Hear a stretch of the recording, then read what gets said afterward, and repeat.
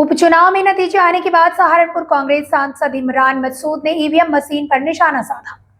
इमरान मसूद ने कहा, जिस तरह के नतीजे आए हैं उसे साफ तौर पर ईवीएम जिंदाबाद है। उन्होंने कहा, महाराष्ट्र के अंदर जिस तरह के नतीजे आए हैं उनके बारे में कोई सोच भी नहीं सकता।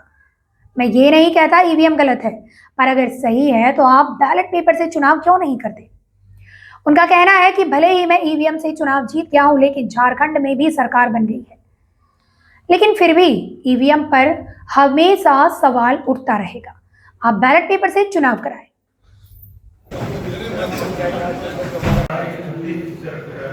इसमें हमारा 2364 किलोमीटर का है टोटल, तीनों सर्कल का मिला के जिले का, और 136 करोड़ की बहुत है हमारी। इमरान मसूद जी, नतीजे आ गए हैं, आपके सामने हैं जी। क्या कहेंगे आप? ईवीएम जिंदाबाद। कैसे हो तो गई, अब देख तो रहे हो आप।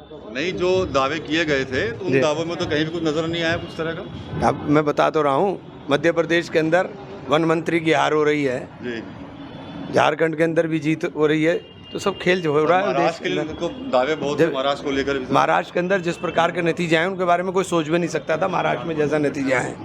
इसलिए अब जरूरी है, मैं ये नहीं कहता आपकी बात ही सही हो कि ईवीएम सही है, तो आप एक बार बैलेट से शुरू करा दीजिए ना अब चुनाव। ईवीएम पर निशाना मेरा तो हमेशा रहेगा, मैं जीत गया मैं तब भी कहा आप बैलेट से कराओ ना। अगर किसी चीज़ के ऊपर शक है, वो बाहर एक कैंडिडेट का मैं देख रहा था अभी, वो कह रहा था कि सब जगह 17 राउंड में मैं जीतता रहा, लड़का फहद है एनसीपी का, और 2 राउंड में लास्ट में आकर के मुझे हरा दिया, और जिन मशीनों में